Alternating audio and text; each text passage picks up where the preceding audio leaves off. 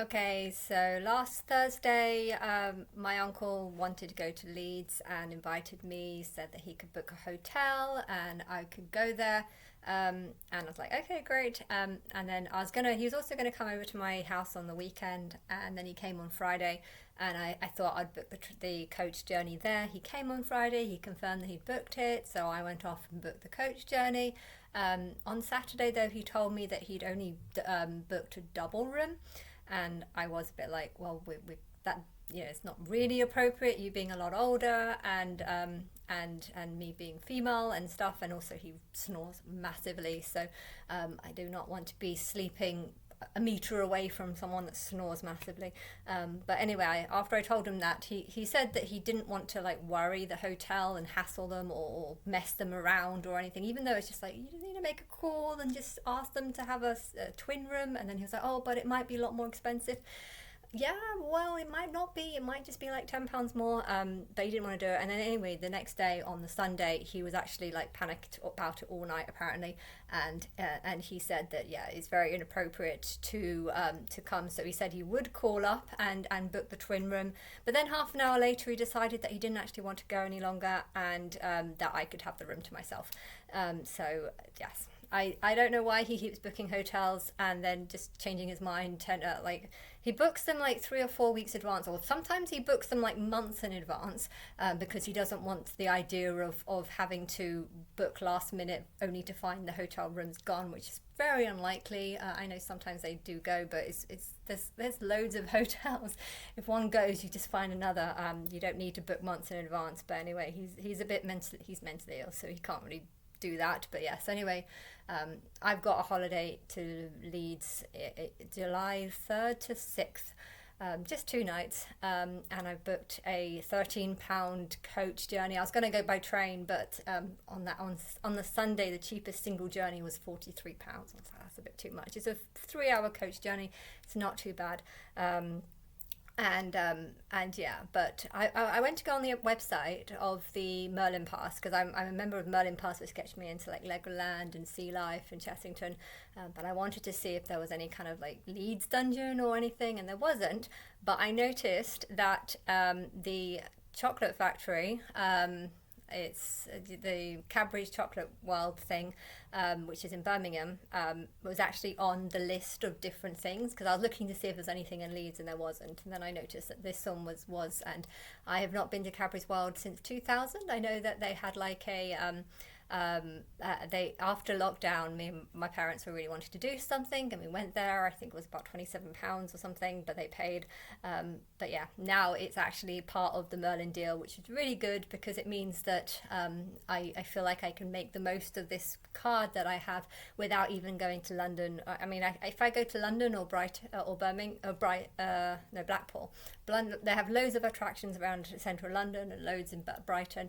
So if I go on any holiday of that, I can definitely make the most of these, because they have like Madame Tussauds and stuff. But turns out they've also now included the Cadbury's World in Birmingham, and I've been there like twice when I was a kid, because it's only half an hour from my granny. My granny's in Stafford, so we came here to do that. But yeah, in 2000 when I went, so different. I didn't remember anything. But again, 5 years later, the whole place is so different. And yeah, it feels more like an attraction now. Last time it just felt like a factory where you just walk around and watch and look at the people making the chocolates. But yeah, it's amazing because I can book whenever I want, and you get 2 chocolate bars when you first walk in, and then one when you leave, and you get to try some sort of melted chocolate with a selection of different things on it, like a little thing when you get inside. So it's only 15-minute cycle away, and if I wanted to do that every week, I could get 3 chocolate bars free every single week by booking. I'm not going to do it every single week, but yeah, I will definitely go back. I'll probably go back with my dad. He doesn't like buying memberships, so he will go just on the thing. But yeah, it's good because I feel like I can make the most of this pass that I only got because I wanted to go to Legoland with her kids, only to realise that she wasn't actually coming, and she didn't bother telling me. She just assumed that, oh, I'd want to go to Legoland. But anyway, yes. And what else to say? I I have been thinking, I'm still thinking about the temple, the third temple. All the Jewish people want there to be a third temple. I know what the third temple is talking about. It's talking about my house, a house that I want to live in, a nice, important house. I don't know. I'm Christ, and the world makes me feel like I'm not welcome. The world makes me feel like I'm just nothing, and that I know that this world is not full of my people, and I don't know who. I'm very confused about Justin Bieber because I'm pretty certain he knew about me. I'm pretty certain I told him that, or I told his people that he represented the Jesus character, you know, the one that everyone loves, you know, the one that wants to be your friend, the one that loves you, and hence why all his songs are all very lovey-dovey. But yeah, in reality, he's just a normal person and very average, and you know, nothing special. And I don't know, but I was convinced, and Hayley represents a sort of worldly woman, and you know, if there's stories about the worldly woman not being able to help Justin, well, to be, it just feels like it just falls into the narrative of the character roles that they play. But yeah, I'm really confused because his Instagram page seems to suggest that he really does genuinely believe in Jesus, and he thinks Jesus is someone different to himself, the character that he's playing. And I'm just very, very confused because from what I'm seeing, he looks mentally ill. He looks like he's going through a sort of similar thing to what Britney went through. And I guess Britney in a way represents me, but I think it's more of a deception because really I think she represents sick wishes. And I don't know why her mental illness happened, but I'm pretty certain that she's not going to recover from it, unfortunately.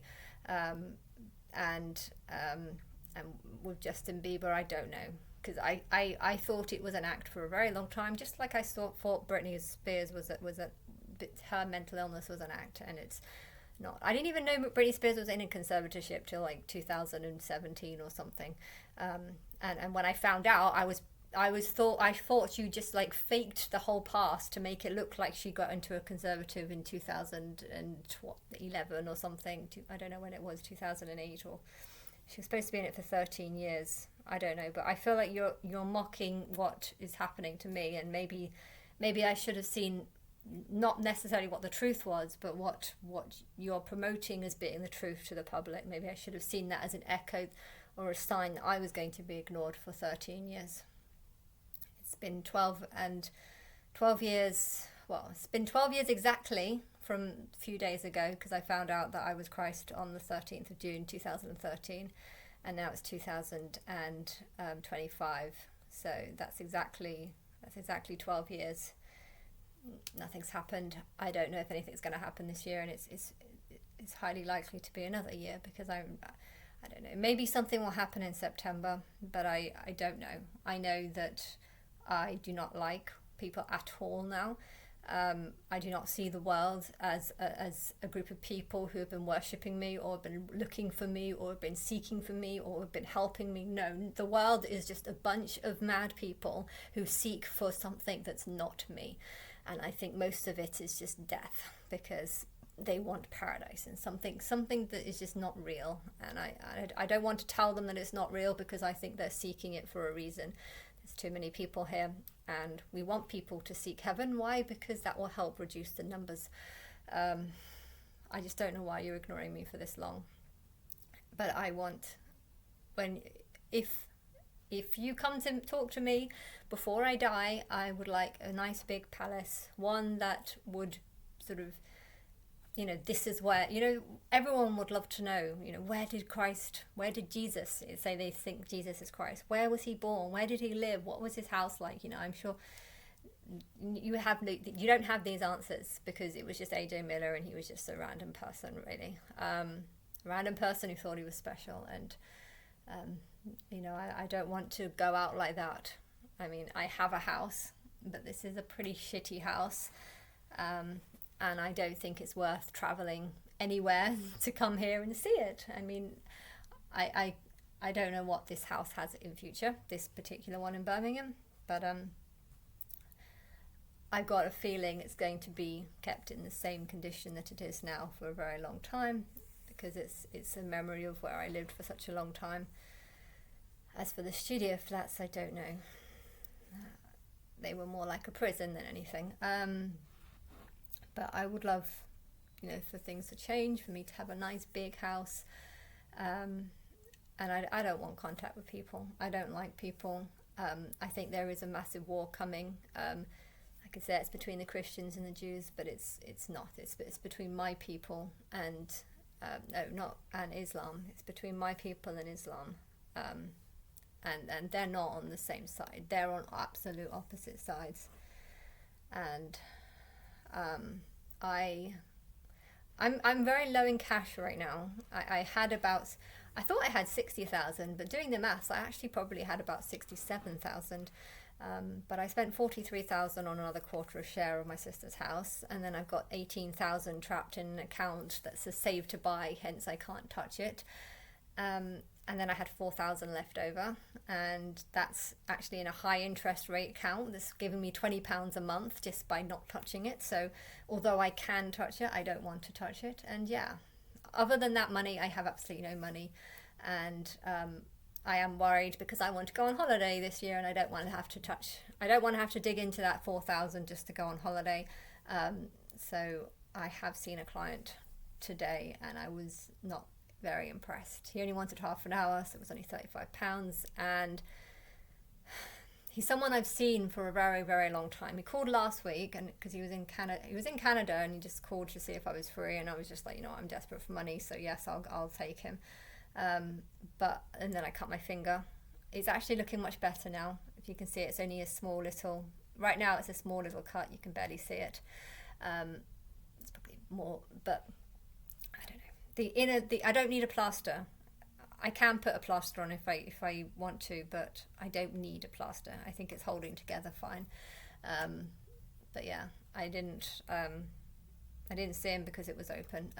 But I did see him today, and I've known him for about 12 years. I've known him pretty much for the whole time. I'm pretty sure it's about. I think it's less. It's probably about 10 years. I've known him for about 10 years since I was in London. I've told him so many times that I'm God. He has no respect for me being God. He thinks that I'm trying to just ask him, what do you think about my belief? Even though I know I've told you a million times. And he's just like, oh yeah, you think you're special. That was all he could remember. He couldn't remember that I told him, no, I didn't say I was special. I said I was God. This is very different. And then I told him that I think what he asked me, what do I think is going on with this, this Iran war thing, and I said, yeah, I think it's a religious war that's coming. And I said between Christians and Islam. Really, I meant it's between my people and Islam. But yeah, he just completely denied it, and he said what? And I asked him, do you see any faults in Islam? No, not at all. Like, you don't see it as like being an oppressive stuff. And it's like, no, it's not oppressive. So you don't think women wearing veils and stuff is oppressive? Oh no, don't you think they're forced to wear these veils? Oh no, they're not forced to wear. It's just completely ignorant. Everything he said was just ignorance, and I couldn't talk any more about it because I knew I was just going to get angry. I do not want to see that guy again. No, he was being very friendly. Oh, let's go out and have coffee. Let's go out and have tea. But in reality, I was just thinking, this is an incredibly ignorant person. I've told him so many times that I'm God. He completely dismisses it. All he wants me to do is touch his bum. He basically just wanted a massage around his bum area, and so it didn't even feel like a proper massage, and I won't be seeing him again.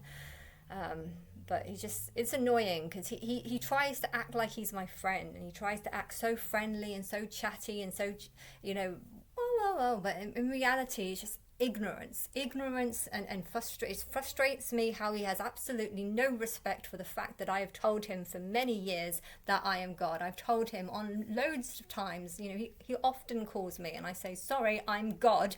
I do not want to do massage. And I've told him this so many times. He can't remember anything. He just thinks that I think I'm special, and that's about all he can remember.